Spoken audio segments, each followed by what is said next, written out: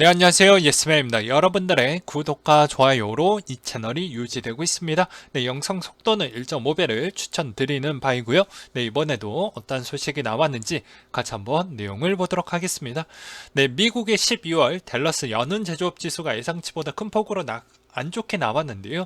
그게 어느 정도 또 이번 연휴 기간 때 소비 통계가 꽤 좋게 나와줌으로써 방어가 잘 됐다라는 이야기가 많이 나와주고 있고요. 네, 중국의 11월 공업 이익 전년 대비 9% 증가해서 19개월 연속 증가세를 기록을 했다라고 합니다. 9월에서 10월 달에 이제 이런 기록을 보여주었다라는 것은 오히려 또 여러 가지에 따른 요인도 있겠지만 이때 시점으로 인해서 자원에 따른 그런 문제점을 일부 해소가 되었기 때문에 생각보다 잘 나와준 거 아니겠냐라고 또 볼 포인트라고 될 것 같고요. 그 다음에 12월 소비자 심리지수 전월 대비 3.7 하락한 103.9를 기록을 했다고 하는데요. 소비자 심리지수를 구성하는 주요 6개 지수는 모두 하락했으며 구체적으로 취업 기회 전망은 전월 대비 9를 하락한 89를 기록을 했으며 향후 1년간 기대 인플레이션은 0.1% 하락한 2.6을 내놨다고 합니다. 주택 가격 전망치는 아파트 매매가 상승 둔화 대출 규제 등의 4개월 연속 하락한 107을 기록을 했다라고 하고요. 한국은행에 따르면 수출 등 전반적인 거시 경제 지표는 양호한 반면 여행이나 외식, 오락, 문화 등 방역 단계 강화에 따른 영향으로 소비 심리가 크게 하락했다라는 설명도 나와주기도 했습니다. 달러 인덱스 추이는 96.97을 기록을 했다라고 하는데요. 이번 코로나 확진자 추이가 급증에 따른 영향성이 좀 있었다라는 내용으로 뭐 짧게 설명이 되겠고요. 또 그 다음으로 금 가격 추이는 온스당 1808달러로 마감을 보여주었다고 합니다.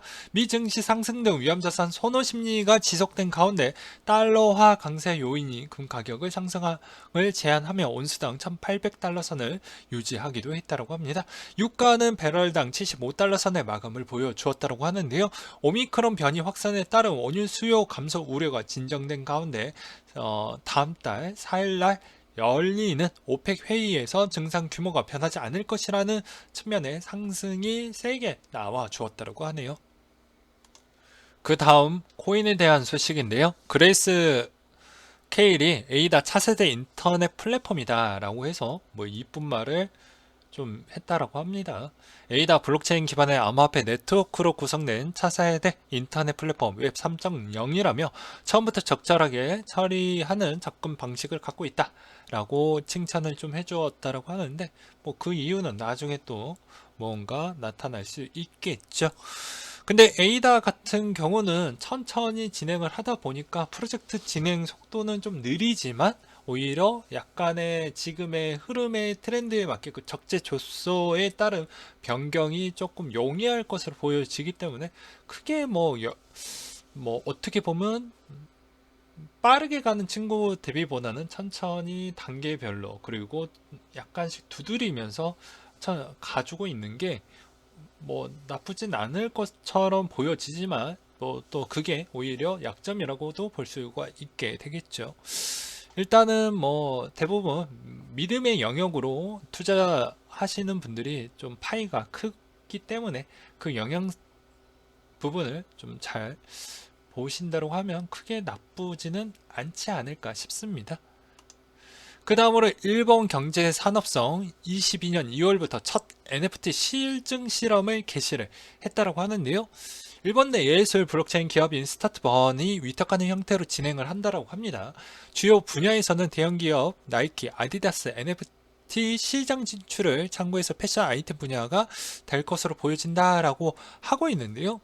대부분 이제 세 가지 분류로 일단 진행을 한다고 합니다. 패션 아이템, 그리고 그 패션 아이템 실물을 3D CG로 구현화하는 NFT, 패션 아이템 실물을 자기 자신 3D 사진에 합성해서 나오는 NFT 형태로 스타트 리테일 형태로 뭐 이제 유통 구조나 뭐 이런 거를 체계화 시킨다고 하는데 일단 컨셉만 이런 형태로 일단 진행이 되구나 라고만 알고 계시면 될 것 같고요.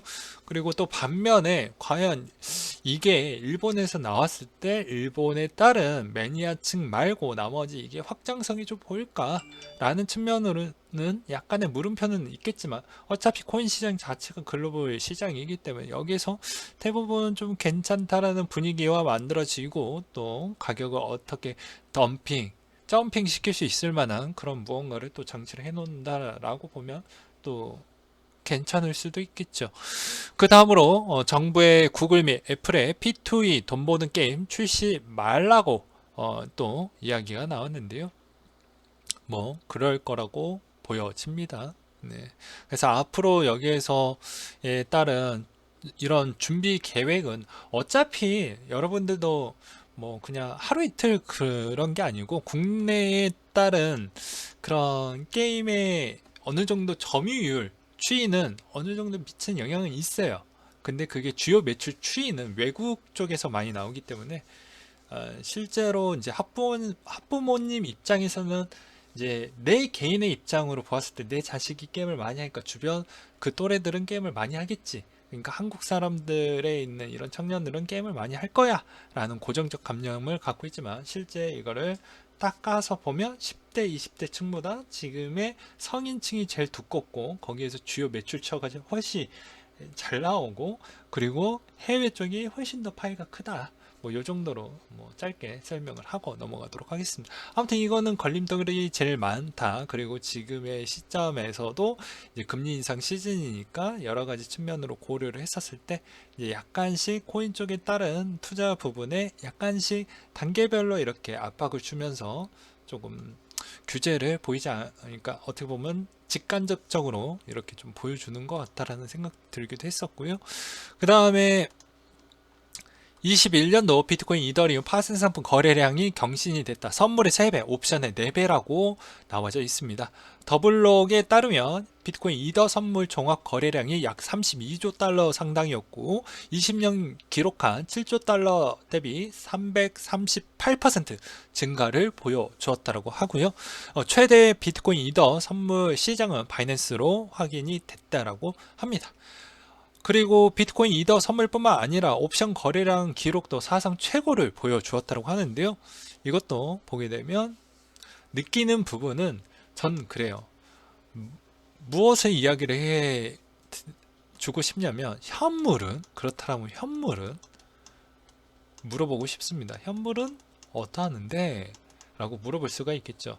즉 선물과 옵션 시장은 매우 커졌기 때문에 선물과 옵션 시장 대비해서 악재가 나올 수 있으면 재료가 안 나오길 좀 바라야 되겠죠. 이미 괴리가 너무 많이 커졌기 때문에 그렇기 때문에 저는 오히려 조금은 걱정스럽다 라고 보여지겠고요. 바이낸스의 지금 최고의 약점이 하나가 일단은 있습니다. 일단 그 부분은 무엇이냐면 IPO를 준비를 하고 있다라는 것이겠죠.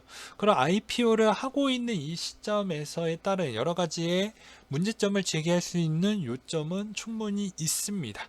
그러니 그걸 어디까지 괜찮게 볼 거고 어디까지 나쁘게 볼 것이냐도 좀 우리는 좀 추려서 볼 필요성이 있거니와 그리고 데이터에 따르면 이더리움 레이어 2 프로토콜 TVL 57.8억 달러라고 나와져 있네요. 그래서 암호화폐 락업 예치금 규모가 그 정도 기록을 했으며 가장 높은 프로토콜은 아비트럼으로 25.4억 달러를 기록을 했다라고 합니다. 그리고 데브 시스터즈가 NFT 관련 사업을 위한 신규 인력 채용을 나섰다라고 해서 야 저기 옆 동네 게임 친구도 벌써 저 정도까지 진행률이 나왔어. 그러면 우리는 무엇을 해야 될까? 라고 했죠. 근데 한때 대부 쪽은 좀 시끄러웠습니다. 뭐 잘 알고 계시는 분들은 아시겠지만 쿠키런이라고 해서 달리는 그런 게임인데요. 이 게임 회사가 진짜 좀 문제가 많았던 게 계속 적자만 나다가 이번에 코로나로 유턴이 되면서 팡 터졌습니다. 네, 진짜 파바바방 터졌죠. 원래는 주요 매출이 태국하고 대만에서 제일 많이 나왔고요. 한국에도 어느 정도 인기가 잘 나왔던 측면이었고, 그 쿠키런에 있는 그 해당에 있는 그것을 잘 또 다듬어서 그 생태계를 많이 확장시키려고 노력을 했는데 결국에는 그래도 다행히나마 그렇게 됐습니다. 안 그랬으면 상장 폐지 부분이 거의 가까운 시점이었습니다. 참고로. 그리고 한편으로는 개발자의 복지가 너무 좋고 그렇기 때문에 복지 지출 부분에 따른 재무지표를 보았을 때 충격의 일화였고요. 또 다큐에도 가끔씩 성공한 IPO다 라고 해가지고 옛날에 나오기도 했었는데 그때도 엄청나게 비판을 많이 받았습니다. 누구한테? 해당 투자자들한테, 주주들한테 라고 말씀을 드리고 싶네요. 그리고 스톡옵션도 엄청 많이 뿌려댔었죠. 그러니까 이게 어떠한 느낌이냐면 지금의 해당 재단하고 그냥 비슷한 느낌이라고 보시면 될 것 같습니다. 그러니까 가격은 안 올려주면서 너희들끼리 다 헤쳐먹는다. 그런 측면이 좀 있죠. 그래서 지금의 저런 방향성은 오히려 가격 방어 때문에 그런 게 아닌가라는 생각도 들기도 했었고요. 그래서 오히려 대부 부분에 따른 측면은 저는 주식의 투자는 약간 비추를 드리는 부분입니다. 오랫동안 지켜보기도 했었고요. 솔라나 기반의 랜딩 프로토콜 솔랜드가 이번 입금 한도 50%를 상향 조정을 했다고 하네요. 그리고 크라켄도 NFT 마켓을 연달아하고 했고 담보대출도 가능하다고 했습니다. 그리고 중앙은행 디지털 화폐를 발행해야 하는 4가지 이유를 또 이야기가 나왔는데 27일 한국금융연구원에서 나왔던 내용입니다. 통화 발행 비용 감소, 거래 수수료 감소, 통화 정책 기능 유지, 데이터 보안 및 개인정보 보호 등 4가지를 강조를 했다라고 합니다. 그러니까 가성비 줄이고 수수료도 줄이고 통화 정책 기능을 유지할 수 있는 세컨더리로 사용할 수 있으며 개인정보 보호 관리나 데이터 보안 관리가 너무 편하다. 그리고 여기서 하나가 더 빠졌는데 인건비 절감이 빠졌네요. 즉 그만큼 사람이 많이 필요 없다라는 거겠죠. 그 다음에 국세청 1일 암호화폐 상속 증여세 부과 부분이 진행이 된다라고 되어져 있는데요. 여러분들 이거는 무슨 소리냐 라고 볼 수도 있게 되겠는데 상속 증여는 원래부터 있었던 제도였기 때문에 이걸 피해갈 수는 없습니다. 네, 그렇기 때문에 이 코인 부분에 있었을 때도 상속 증여 부분에 대해서 위반을 했었을 때 되게 피곤한 부분이 발생하지 않도록 했으면 좋겠고요. 웬만한 상담 부분에 대해서는 되게 전화를 받지 않을 것입니다. 왜 그러냐면 상담 인원에 대한 축소를 또 해놨죠. 그래서 좀 답답하실 것이니까 그런 점도 참고하셨으면 좋겠고요. 이더리움 네트워크 지난 24시간 동안 7363 이더를 소각을 해주고 있다. 그래서 생각보다 올해 어느 정도 충격이 나오면 이더가 조금 더 후행적으로 나머지 알트코인이 급락이 나올 때는 조금 뒤에 밀리고 파격적으로 밀리는 형태가 나와 주었는데 또 그렇지 않았던 이유는 스테이킹 효과도 잘 됐고 소각도 잘 됐고 프로젝트 이행률도 생각보다 잘 되어가고 있고 그런 게 잘 맞물리지 않았나 라고 생각이 들고요.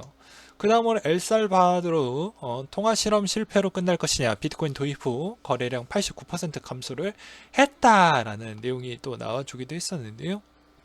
그 이유는 높은 수수료, 느린 거래 시간을 또 지적을 했다라고 합니다. 아무래도 뭐 그럴 수밖에 없는 부분이 되겠죠. 근데도 불구하고 왜 엘살바도르는 이것을 택했을까요? 느리더라도 요게 수수료 부분이 높더라도 상대적 대비 그리고 기존에 있었던 송금을 보내는 그런 기일 같은 시간이 매우 효과적이다라는 것이죠. 그러니까 기존의 시스템 대비번호는 매우 효과적이기 때문에 충분히 계속 쓸 수밖에 없다. 그래서 특정 매니아층은 계속 쓸 것이며 그리고 또 다른 측면은 외국에 따른 유출 부분을 어느 정도 잡아두기 위한 또 플랜 B 카드라고 저는 보고 있습니다. 그리고 미국 의회에서 올해 암호화폐 블록체인 관련 법안을 35개 발의를 했다라는 내용이 좀 있었고요. 아이콘이 보유 회원 대상에서 에어드랍을 지원할 계획을 또 갖고 있다고 합니다. 그리고 바이낸스 캐나다 바레인 사업을 허가 취득하겠다라는 내용이 나왔고요. 아디다스 메타버스 NFT로 270억 원 정도를 벌었다고 합니다. 이거 생각보다 그냥 이 문양만 찍었는데 이거 돈 되네? 더 쳐 발라야 되겠다. 이런 게 되겠죠. 그리고 헤지펀드 레이 달리오 씨도 NFT 관심을 갖고 있고 대체 가능할 수 있는 측면이 좀 있다 라고 이야기를 하고 있네요. 그리고 비트코인 적정 가치는 금액 20% 정도를 좀 보고 있다고 합니다. 근데 20% 이야기가 나왔으니까 여러분들 그냥 상식으로 하나 알려드릴게요. 지금의 만약에 삼성전자를 어떻게 보면은 대출을 해서 그 주식 대출을 해가지고 그걸 인정해 줄 수 있는 그런 형태가 대여금 형태가 어느 정도로 인정을 해주냐면요. 20%밖에 안 해줍니다. 1억을 했으면 대략 20% 정도. 그것도 최고로 해줬을 때예요. 그래서 그리고 이율이 어느 정도냐? 참고로 주식은 변동폭이 크기 때문에 이율 자체가 매우 높기 때문에 그런 단기의 단타성 빼놓고는 버팅기가 쉽지 않다. 아무리 VVIP라도 3%대 나오기가 쉽지가 않습니다. 참고하셨으면 좋겠고요. 그리고 잊을만 하면 XRP 이야기를 좀 해봐야 되겠죠. 에스크로 물량이 어느 정도까지 줄어들었는지 한번 보도록 하겠습니다.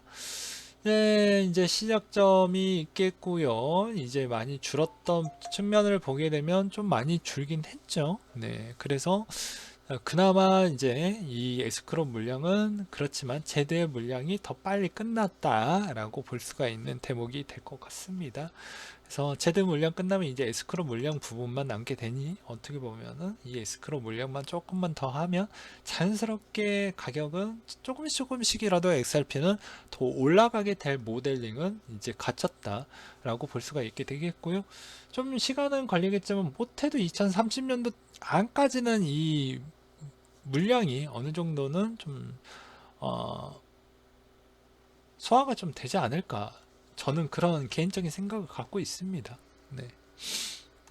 그리고 가상자산 미니 산탈렐리 주인공 테라 폴리곤 디파이 지금이 급증을 했다라고 해서 그 영향을 톡톡히 보고 있다라고 합니다. 네. 그래서 되게 재밌었다라고 볼 수가 있겠고요. 이 디파이 라마에 따르면 최근 테라의 TVL이 22조 원을 기록했고 BSC의 H금이 19조 원을 나타났고 앵커, 스테이킹, 리도 등이 대표적이라고 되어져 있습니다. 그리고 삼성전자 투자 하이퍼리즘이 가상자산 사업자 라이센스를 획득을 했다라는 내용과 그리고 비트코인 선물 팩트 CEO 사임 소식이 좀 있었다라고 합니다. 그래서 아무래도 뭐 무언가 할 수 있는 게 너무 제약이 좀 많지 않았나라는 생각도 좀 들기도 했었고요. 네, 블록체인으로 미술금 거래 활성화한 테사 40억 원 투자 유치를 좀 받았다라고 합니다. 최근 미술품 투자가 온라인으로 해서 나눠 갖는 방식으로 활성화된 게 블록체인 기술이 톡톡한 역할을 좀 했다. 그래서 시리즈 투자 부분이 유치가 좀 많이 되어가고 있다라고 하는데요. 좀 이번에 보게 되면 대부분 기관들이 좀 이런 스타트업, 블록체인 스타트업에 투자를 좀 많이 한다고 합니다. 왜 그러냐면 아시다시피 이런 거예요. 에코 마케팅이 에슬레저 브랜드, 안다르와 뷰티 브랜드, 글로가가 다양한 국내 기업을 인수해서 성장시킨 곳이다라고 되어져 있죠. 안다르 유명하죠. 제가 에슬레저도 제 두 번째 유튜브 채널에다가 미리 올려드리기도 했습니다. 그렇기 때문에 이런 쪽을 보게 되면 요쪽이 해당에 있는 보이지 않는 금맥이 좀 있네. 그러니까는 나한테는 이게 푼돈이니까 이렇게 분산 투자해서 좀 많이 투자를 좀 해놔야 되겠다. 그래서 그러다 보면은 이 중에 하나는 좀 터지겠지. 그래서 VC가 원래 해야 되는 역할이 대부분 저기 VC 생각보다 실적이 좀 좋았네. 그러다 보니까 대부분 뭐 듣기로는 65개 곳 이상 뭐 그렇게 막 투자가 좀 많이 활성화가 되었다고 합니다.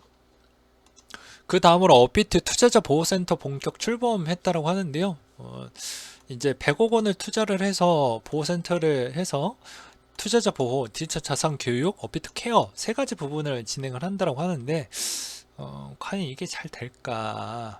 일단 가이드라도 쳐내놓고 지키는 기나 좀 잘 좀 해주지라는 생각도 들기도 합니다.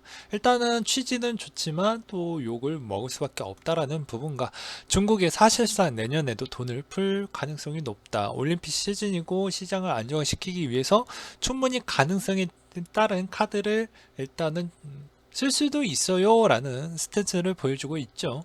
예, 그래야 일단은 나중에 언제든지 위기가 왔었을 때 바로 쓸 수 있는 스탠스를 좀 준비를 하고 있다. 그런 측면이 좀 없지 않아 있을 것 같고, 이거는 또 전체적으로 조금은 영향을 줄 수 있겠지만 그렇게 큰 영향이 있다라고 저는 보진 않습니다. 그 다음에 이제 가장 중요한 건 계속 이 부분이 되겠죠. 오미크론 무서운 전파력, 전 세계 확진자 144만 명으로 단기간에 빠르게 올라가고 있다. 이게 이제 우리의 코인 차트면 얼마나 좋을까요? 근데 그러지 못했다는 게 좀 아쉽고요. 반면에 이제 확진자 격리를 10일에서 5일로 단축했다는 건 어떤 느낌일까요? 우리는 알아야 되겠죠. 그건 무엇이냐면 올라가는 속도가 겁나 빠르니까 내려가는 속도도 빠를 것이다. 그래서 빨리 있다가 빨리 사라질 것이다. 그 이후에 이제 이 부분에 추가적인 부분이 안 나오길 좀 바래야 된다.